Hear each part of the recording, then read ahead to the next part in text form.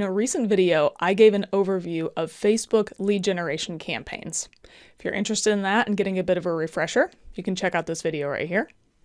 But in that video, I started to talk a bit about the different form types for instant forms.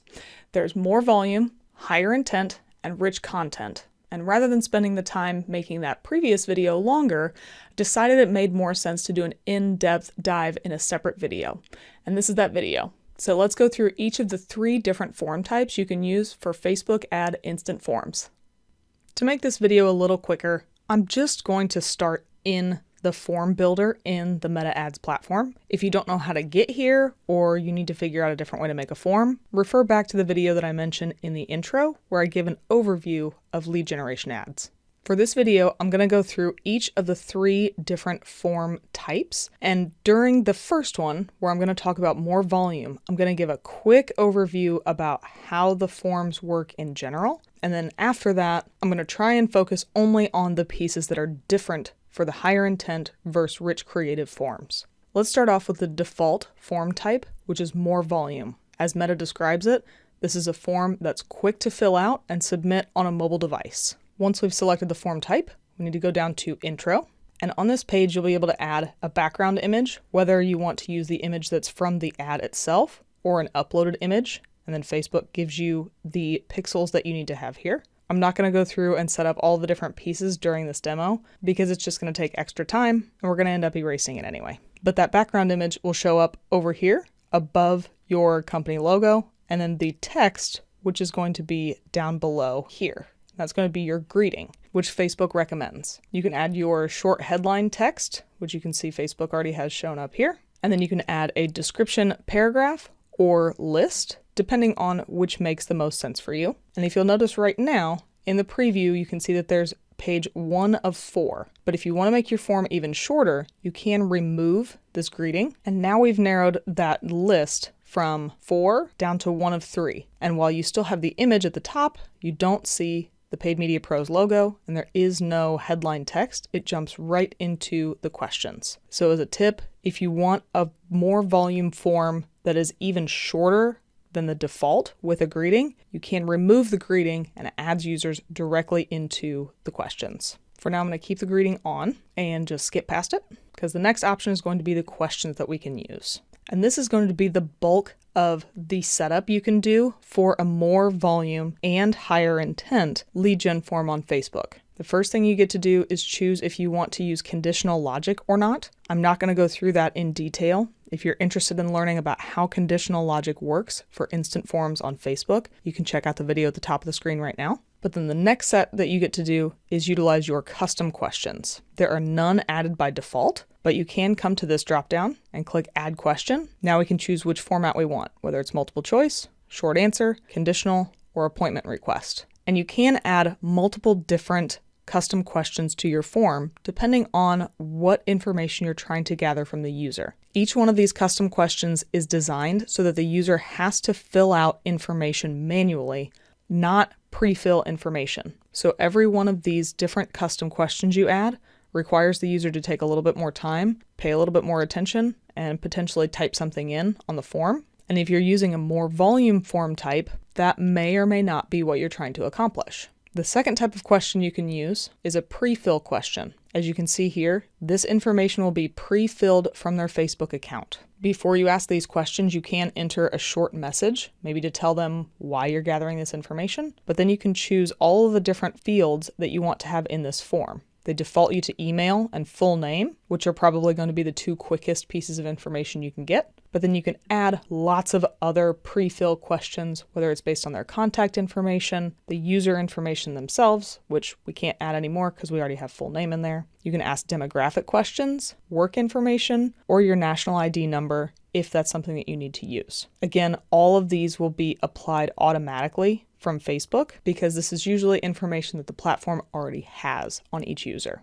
If you're trying to get as much volume as you possibly can, I would suggest limiting the number of questions to only those that you really need, and potentially trying to focus as much as possible on the pre-fill questions rather than custom questions, so the user doesn't have to take the time to fill out the form answer those more in-depth questions. You get the gist of it. All of these questions are going to be on the second page of the lead generation form, and the third page is going to be the privacy policy. Here you can add in a specific link to your privacy policy. You can add in custom text, and you have to have this information to be able to fill out the form. Likely this just takes you to the privacy policy on your website. You can then also add a custom disclaimer if you need to have some additional information in here. So if you have specific terms and conditions, you need to add a little bit more context. And then you can also add in consent. If you want to make sure that the user fully opts in to sharing their information, you can make sure that they check a specific box, which you'll see shows up here. Let me give a little bit of text. So that could look something like this, where you have very specific terms and conditions, you've given them more detail, and now they have to check the box for this I agree section to make sure they can move forward. Or you can make this box optional and they don't have to opt in. This could be something where you say, do you want to sign up for our newsletter or not? And make that optional. For now, I'm going to remove the custom disclaimer. And then the last option that we can use is going to be the message for leads. This is going to be page 4 of 4. And it's going to be what the user sees after they have submitted all of their information to you. You can add in a headline, description, and then you get to help guide what their next steps are going to be with a call to action button, a link that they will visit if they click that call to action, and then whatever text you want to use for that button.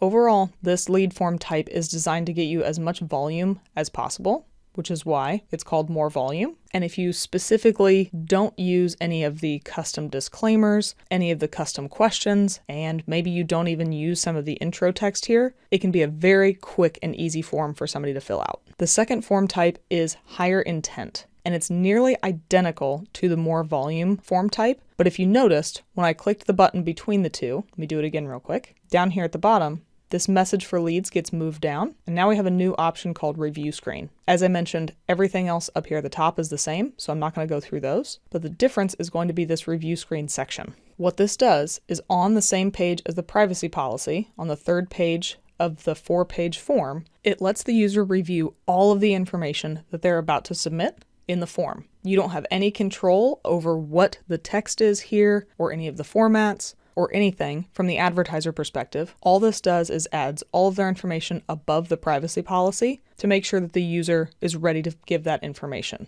The only other slight difference I can see in the preview is that the button for submit is now a slide as opposed to a click to submit.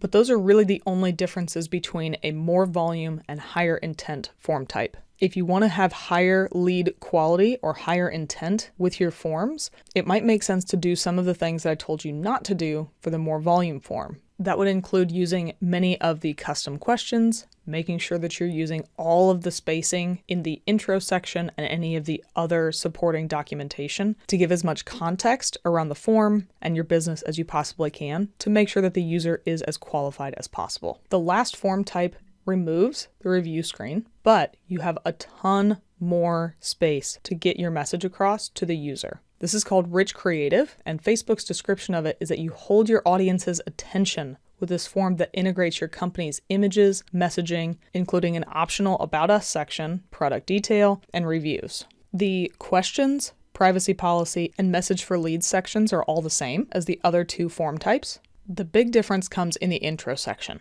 This will look quite a bit different than what it did for the other two. First, you can add in an image, 1080 by 1080, and you'll notice that there is not an option to pull in the add image itself. So you need to make sure that you add an image to this. You then get 45 characters for a headline. You get 81 characters for a description or an overview where you can tell people what sets your business apart in 1 or 2 sentences. You can then add in additional benefits, each having 57 characters per line item. And so far, all of this is just very basic text options that will show up pretty simply. Let me input some information and I'll show you what it looks like in the preview. Here's what that would look like. Again, just very simple text over here. But the next section is where it's going to be quite a bit different from what we've seen in the other form types and what we've seen in this one so far. The Build Your Story section is optional, and it has 4 different ways that you can tell your story. You can use a How It Works section, highlight your products, show off your social proof, and provide incentives for the user to engage with you. Each one of these is a very simple toggle button that will turn that section on or off, and you can use all 4 sections at once. For right now, I'm just going to go through really quickly and show you a high level what these look like. So in the How It Works section, you get a title for it, whether it's How It Works, Get Started, More About Us, And then you can add anywhere from 2 to 5 steps, each having a title and description, and it'll look something like this. You can see step 1, step 2, and again, you can have 1 to 5, and all you need to do is add an additional step if you want to, or if you decide you don't need one, you can remove a step. The next section is for products, and these are going to show up basically like a carousel card. For each one of these, you can choose what you want the headline to be. So even though they call it products, this could work for services or highlight specific products itself. And then you can fill out anywhere from 2 to 5 carousel cards with an image, title, description, and then optional benefits similar to the intro if you want. And the user will be able to scroll through those from left to right, depending on how many cards you have. The third option is social proof, and this is going to also have the carousel option in here as well. The only difference is that the headlines are going to be either reviews, accredited by, certified by, or in the news, and you do not get the space for the additional benefits down below, but you do get quite a bit more space for the quote itself. So you have up to 100 characters for the quote or the review to make sure that you get the point across. And then the last group is going to be an incentive.